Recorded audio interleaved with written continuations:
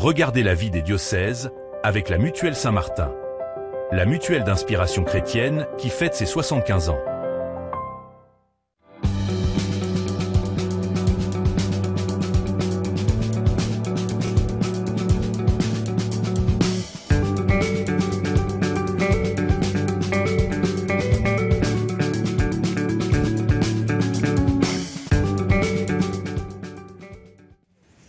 Bonjour à toutes et à tous, bienvenue sur KTO Télévision et KTO Radio pour la vie des diocèses où nous partons chaque semaine à la découverte d'un territoire, d'un diocèse et de son évêque. Une émission tournée dans un contexte particulier puisqu'à l'heure où nous enregistrons cette émission, nous ne connaissons pas encore le nom du nouveau pape. Direction les Alpes, donc, où les diocèses de Chambéry, Maurienne et Tarentaise couvrent le territoire de la Savoie et de 10 paroisses de Haute-Savoie. Dans cette édition, nous partirons au cœur de la Tarentaise, découvrir comment la pastorale du tourisme et de l'art sacré peuvent rejoindre les attentes des très nombreux visiteurs de la Savoie, hiver comme été. Et on découvrira la vie et le rayonnement du père Camille Costa de Beauregard, dont la béatification est très attendue en Savoie. La Savoie, vous le savez peut-être, est un territoire attractif au cœur du sillon alpin. Depuis 1966, les diocèses de Maurienne et de Tarentaise sont donc unis à l'archidiocèse de Chambéry. Alors que 90% de la Savoie est située en zone de montagne, c'est un territoire qui bénéficie d'atouts économiques majeurs, un environnement naturel privilégié marqué par l'importance du tourisme à proximité d'importants centres économiques européens, territoire qui est le premier producteur d'hydroélectricité en France. Et pour parler des diocèses de Chambéry, Maurienne et Tarentaise, je reçois pour la première fois Monseigneur Thibaut Verny. Bonjour Monseigneur. Bonjour Honorine. Bienvenue donc pour la première fois sur le plateau de la vie des diocèses. Je viens de présenter ce ou ces très beaux diocèses dont vous avez la charge. Comment est-ce que vous pourriez justement nous présenter les caractéristiques de ce diocèse pendant que s'affichent sur l'écran les chiffres clés? Ce sont 3 diocèses variés, marqués par la nature, les vallées, et donc d'où l'importance d'accompagner chaque diocèse, chaque vallée. Par exemple, la vallée de la Maurienne fait 125 km, donc il y a ce temps de déplacement, mais très marqué par la beauté de ces territoires de Savoie. Au début de cette émission, quelques dates pour mieux connaître votre parcours, Monseigneur Thibaut Verny. Vous êtes donc archevêque de Chambéry et évêque de Maurienne et Tarentaise depuis 2023. Vous êtes également membre de la Commission pontificale pour la protection des mineurs, Tutela Minorum. Alors une nomination qui est peut-être en suspens avec le décès du pape François. Vous êtes né en 1965 à Paris, ingénieur en physique, ordonné prêtre en 1998 pour le diocèse de Paris. Je passe sur vos multiples missions comme prêtre du diocèse de Paris. Vous avez été évêque auxiliaire de Paris de 2016 à 2023 et vous avez choisi comme devise épiscopale « Si tu savais le don de Dieu » dans le chapitre 4 de l'évangile de Jean. Je voudrais commencer par une première question toute simple. Plus d'1 an et demi après votre installation comme archevêque de Chambéry, évêque de Maurienne et Tarentaise, qu'est-ce que le Parisien que vous étiez découvre de cette terre savoyarde? Alors, le Parisien que je suis découvre d'abord l'accueil de la part des Savoyards, qui a été chaleureux, et je me suis émerveillé de l'accueil reçu, qui plus est venant de Paris. Et puis, j'ai été marqué par la variété des facettes. Les multiples facettes en Savoie, la variété des territoires, le trésor du patrimoine, la vie de l'Église dans les différents diocèses. Là, j'ai découvert pendant 1 an et demi et je n'ai pas fini d'apprendre. Quand je suis arrivé, j'ai averti les diocésains en disant « Je désire apprendre par vous et non pas par les livres ». Et donc, j'ai compté sur la patience, la bienveillance des habitants, même plus large, qui très volontiers m'ont fait découvrir et continuent de me faire découvrir la beauté de ces territoires. Vous étiez jusqu'il y a peu encore président du Conseil de prévention et de lutte contre la pédophilie pour les évêques de France. Vous avez souhaité rendre cette mission, mais vous demeurez membre de la Commission pontificale de protection des mineurs, commission qui était présidée donc par le cardinal O'Malley avec 15 membres du monde entier. même dans ce temps d'incertitude en attendant l'élection d'un nouveau pape, comment faire pour que la protection des mineurs devienne réellement une préoccupation portée par l'ensemble des conférences épiscopales du monde entier? Alors, une précision, c'est que je reste encore au Conseil de prévention et de lutte contre la pédophilie. Et par contre, j'assure la transition avec mon successeur et j'accompagne une nouvelle personne responsable, Laurence Bayard, et j'ai à cœur d'assurer cette transition. Et si j'ai souhaité ne pas reprendre un deuxième mandat, c'était par honnêteté, au regard de l'importance du travail à faire, de ne pas relâcher le travail sur la protection des mineurs, la prévention, l'accompagnement des personnes victimes. Et au regard des enjeux, je ne voulais pas faire les choses à moitié, sachant qu'à Rome, cette commission est aussi à la fois passionnante et puis il y a aussi du travail. Donc par honnêteté vis-à-vis de la Savoie, vis-à-vis de la Conférence des évêques de France, et de cette mission auprès du pape, eh bien, j'ai préféré ne pas faire les choses à moitié et j'ai demandé à ne pas être reconduit pour un deuxième mandat. Alors après ça, pour cette commission, on a un regard international et il s'agit d'accompagner les différentes régions, les différentes cultures, les pays avancent chacun à leur pas, chacun avec leur culture. Pour autant, il y a un mouvement qui a été imprimé, lancé par le pape François dans le prolongement de Benoît XVI. Mais il y a tout de même une dynamique pour laquelle nous travaillons pour qu'elle continue, qu'elle se poursuive pour son élan. Alors on est dans une période un peu particulière parce que ce samedi 17 mai, le père Camille Costa de Beauregard devait être béatifié en la cathédrale de Chambéry. Une béatification devenue incertaine puisqu'il faudra attendre que le nouveau pape soit élu afin qu'il confirme ou reporte la date de béatification prévue. Avant le rappel à Dieu du pape François, nous étions allés voir le père Loïc Molina d'Aranda, curé de la cathédrale de Chambéry, qui avait détaillé les temps forts prévus à l'origine pour cette béatification, témoignant de la dynamique insufflée en Savoie. On va avoir une procession le 16 mai au soir, et puis ensuite, du coup, le lendemain, on aura la grosse béatification qui se passera donc dans la cathédrale, sur le parvis, et puis au Bocage, le lieu qui a été fondé par Camille Costa. Et enfin, normalement, le troisième temps, c'est le lendemain. On aura là une grande célébration d'action de grâce au Bocage, uniquement au Bocage. Ce qui est magnifique, je trouve, c'est que les jeunes du Bocage seront présents, vont faire du slam, enfin des choses comme ça. On va vraiment voir qu'est-ce que Camille Costa devait vivre à son époque avec les jeunes d'aujourd'hui. Ça mobilise pas mal de monde, c'est un peu le jeu des temps forts, je trouve. C'est que on a le quotidien, mais ce qui nous redynamise, ce qui nous remet en route, c'est un peu les temps forts. Et donc là, ce que j'observe un peu, c'est qu'autour de tous les groupes scouts, par exemple, toutes ces réalités-là sont prises, vont se mettre au service, et donc ça va créer aussi une mémoire qui se déploie. Ce qui est intéressant, c'est de voir qu'il y a un peu toutes les générations qui se mettent au service de ça et qui rappellent aussi en lien, je trouve, avec la question des catéchumènes qui arrivent aujourd'hui. En fait, il y a un nouvel élan qui se redéploie dans l'Église catholique aujourd'hui, et ça en fait vraiment partie. Ça unifie un peu toutes les forces, avec des gens de toutes les conditions sociales, de tous âges, qui se mettent au service de la même chose, et qui est un signe de l'Évangile. Donc voilà, je trouve que c'est assez beau, cette unité que ça crée, et ce déploiement que ça peut faire, avec toutes les relations et tous les liens qui se tissent grâce à cet événement. Et pour moi, je me dis que le cœur un peu qu'on a à vivre, c'est justement ça, quoi. Comment est-ce que, à travers la figure de Camille Costa, on se convertit pour pouvoir vraiment être dans une mission d'évangile, et que dans ce cas-là, et de toute façon naturellement, en fait, la lumière, ça attire, et donc qu'on puisse être lumineux comme Camille Costa était lumineux, pour que de fait, d'autres personnes puissent se dire, là, il y a un trésor, on veut nous aussi rencontrer le Christ. On va revenir sur la vie du père Camille Costa de Beauregard, mais au moment où on enregistre l'émission, c'est donc toujours l'incertitude. Comment est-ce que vous vivez ce temps d'incertitude sur la tenue ou non de la béatification? Alors, pour être franc, c'est pas très confortable d'être suspendu. Et non seulement ma personne, mais aussi tous ceux qui contribuent à la préparation de cet événement. Je vois le comité de pilotage, mais plus largement tous les acteurs de cette béatification, et aussi nos interlocuteurs de la vie civile du bassin chambérien, de Savoie, de la région. Et donc il y a ce qui est très touchant, c'est de voir cette convergence d'énergie et de joie autour de cette béatification.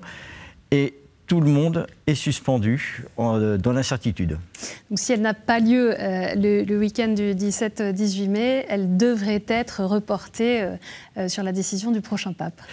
Tout à fait, puisque la béatification est acquise. Ça a été un acte du pape François, elle est acquise. Par contre, la date de la célébration n'est pas encore... elle est suspendue pour l'instant. On diffusera sur KTO tout un documentaire sur la vie du père Camille Costa de Beauregard. Il disait « Il y a deux façons de devenir saint, soit donner sa vie d'un seul coup comme les martyrs, soit la donner au jour le jour. Petit à petit, c'est la façon que j'ai choisie, notamment au service de ces orphelins qu'il a accueillis au Bocage, on en parlait. Qu'est-ce que vous voudriez qu'on retienne de cette figure ? J'ai réalisé que, dans les différentes études, au moment de l'épidémie de choléra à Chambéry, il y avait à peu près 70 prêtres. Au 19e siècle, en 1867 ? Tout à fait. Et il y avait 70 prêtres à Chambéry, avec les religieux. Vraiment, un seul s'est levé. Un seul s'est levé. Et il a fondé, recueilli des enfants, puis il a fondé cette œuvre du Bocage. Il a veillé à une éducation intégrale, puisqu'il a veillé à leur proposer, leur donner la capacité d'avoir un travail, et un travail qui soit digne, respectueux de leur personne. Il avait cette fameuse devise rien par force, tout par douceur, et un profond respect des personnes. Et à ce titre, c'est une figure très marquante pour ce prêtre diocésain qui a commencé par être vicaire à la cathédrale, lieu où il sera béatifié. Et puis, il a marqué la ville de Chambéry. Dans le programme des festivités, il y a une procession des reliques jusqu'à l'église Notre-Dame qui est à côté de la cathédrale, église où il a été baptisé. Et on peut suivre pas à pas, et encore aujourd'hui, cette vie de Camille Costa de Beauregard. Et quoi qu'il en soit, il rayonne déjà, et que la béatification ait lieu les 17 mai ou plus tard, déjà son exemple. Il a un très très grand rayonnement en Savoie et bien au-delà, et quelles que soient les convictions religieuses. Et vous voyez, donc, normalement, pour cette béatification, seront présents des représentants des différentes confessions chrétiennes, des différentes religions. Et il y a même un imam qui a été professeur à l'œuvre du Bocage, enseignant à l'œuvre du Bocage de Camille Costa. Je voudrais quand même, en un mot, que vous reveniez sur ce pèlerinage à Rome, qui était prévu depuis très longtemps pour cette année jubilaire, du 21 au 26 avril. Ça devait être un des temps forts des diocèses de Savoie, mais j'imagine qu'il a pris une couleur toute particulière, alors que la mort du pape François venait d'être annoncée. Alors, le décès du pape François a été annoncé le lundi de Pâques, et nous sommes partis le lundi de Pâques, au soir. Donc, nous avons été pendant une semaine marqués par cette vie de l'Église, l'universalité de l'Église. Et pour les diocésains de Savoie, c'était un moment fort dans le cadre de l'année sainte, de Pèlerins de l'Espérance. Ce n'était pas un moment de tristesse, un moment d'émotion, bien sûr, mais d'espérance à Rome. Et puis, nous avons pu nous recueillir le jeudi matin dans la basilique Saint-Pierre, auprès de la dépouille du pape François. Et ça a été un moment très marquant pour nous. Et nous sommes repartis le vendredi soir en autocar pour la Savoie. Vous n'avez pas participé aux obsèques du pape François. On va parler de la Savoie, on va continuer de parler de la Savoie, où les touristes sont friands d'activités sportives en toute saison, mais les vacances sont également propices aux découvertes culturelles et parfois spirituelles. Pour maintenir une présence d'église auprès de ces touristes, les initiatives sont nombreuses. Ouverture des églises et chapelles, messes en station l'hiver ou encore haltes spirituelles pour les vacanciers à la belle saison. Nous nous sommes rendus au cœur de la Tarentaise, au sanctuaire Notre-Dame de la Vie et dans la station des Ménuires. Un reportage d'Ophélie Marien. À presque 1500 mètres d'altitude, au bord de la départementale menant aux stations des Ménuires et de Val Thorens, le sanctuaire de Notre-Dame de la Vie est ouvert toute l'année.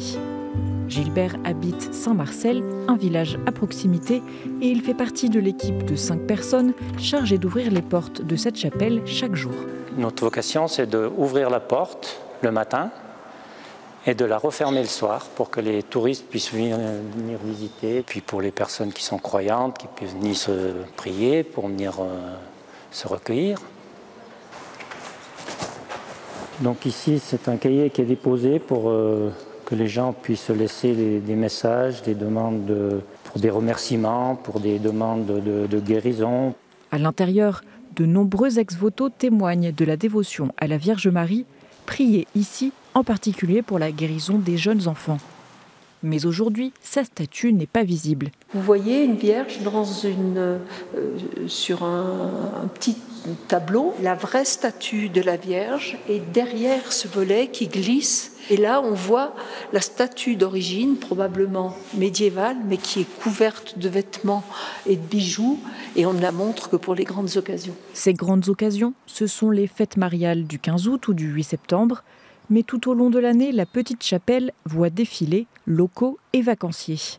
Ravis de trouver une église ouverte. On s'est arrêté parce que, entre autres, le bâtiment était beau et en plus c'était ouvert, donc on a pu visiter l'intérieur.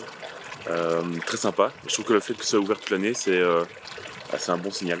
Dans cette optique d'ouverture, la pastorale du tourisme propose entre autres des haltes spirituelles à la belle saison pour les vacanciers. On est dans un département où on vient en vacances, on a du temps pour soi, où il y a à peu près 70% de la fréquentation touristique dans cette saison d'hiver pour une 60aine de stations de ski. Et l'été représente un quart de l'activité touristique. À quelques kilomètres à peine se trouve la station de ski des Ménuires.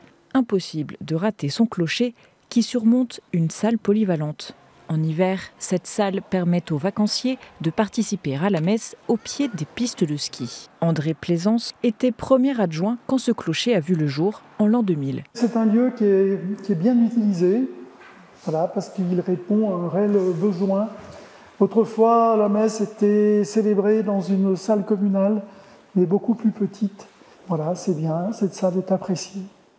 La Savoie va accueillir les Jeux Olympiques d'hiver en 2030. Une nouvelle occasion pour l'église locale de se montrer présente et accueillante pour les nombreux visiteurs qui s'y rendront. Ces paysages hivernaux et printaniers, ça donne vraiment envie d'y aller. La pastorale du tourisme en Savoie, c'est hiver comme été. Qu'est-ce que vous voulez proposer à ceux qui fréquentent la Savoie? Alors tout d'abord, ça fait partie de mon étonnement, ça ne s'arrête jamais. Oui.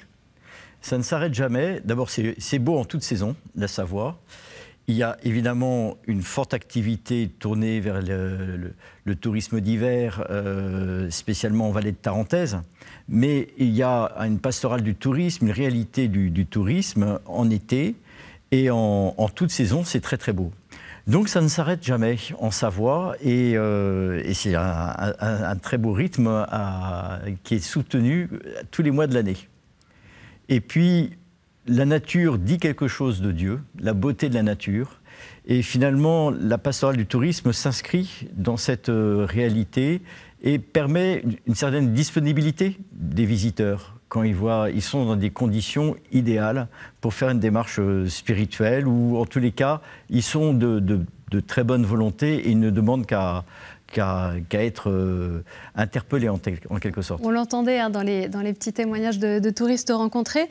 Parmi les lieux importants de Savoie, il y a le sanctuaire Notre-Dame de Mion, qui a une place particulière dans le cœur des Savoyards. J'ai découvert que c'était un sanctuaire marial qui était église jubilaire cette année pour les catholiques de Savoie. Et comment est-ce que la protection de la Vierge Marie au XIVe siècle résonne avec aujourd'hui ?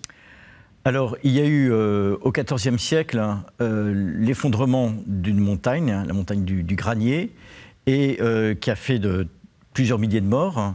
Et le sanctuaire a été préservé. Et cela a été vu comme un signe, un témoignage de Marie qui arrête le mal, en quelque sorte. Le mal n'a pas le dernier mot en Marie. C'est un peu ce que l'on voit quand Marie pose le pied sur le serpent. Voilà. Et donc Notre-Dame de Mion a une place toute particulière pour les Savoyards qui viennent s'y confier, prier. C'est à l'entrée de Chambéry, à l'arrivée des vallées, hein, de la Maurienne et de la Voilà, Tarentaise. donc en fait vous avez, la géographie est importante, la vallée de la Tarentaise et de la Maurienne se rejoignent et on arrive quasiment à Notre-Dame de Mion. Donc c'est une place juste avant Chambéry et ce sanctuaire est vraiment très présent au cœur des Savoyards et même plus large. Il est au bord de l'autoroute, donc pour tous les vacanciers nombreux, ils sont obligés de passer devant.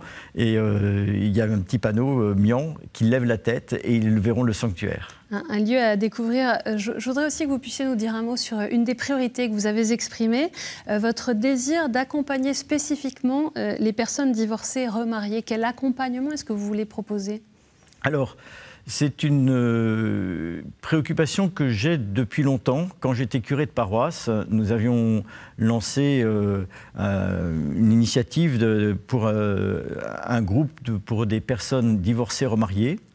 Et puis, c'était du temps du cardinal 23 qui accompagnait ou soutenait cette initiative. Et donc, l'enjeu était de marcher avec ces personnes. J'étais très marqué à l'époque par un écrit du cardinal archevêque de Gênes, le cardinal Tettamanzi, qui avait écrit une lettre auprès des personnes divorcées remariées qui était profondément respectueuse. Trop souvent, les discours peuvent être blessants ou mal ajustés. Et là, je me souviens très bien dans ce petit livret, il disait « Permettez-moi de m'asseoir à votre table, permettez-moi de me figurer ce que vous vivez, votre souffrance, les difficultés, et de marcher avec vous. » Et donc il y a cette volonté de marcher avec les personnes concernées par la blessure du divorce, la réalité du remariage, et de pouvoir marcher avec ces personnes en ayant une pastorale justement adaptée, soutenue dans les diocèses avec une équipe. Merci pour cette explication. On va passer maintenant, Monseigneur Thibaut Verny, aux questions de terrain.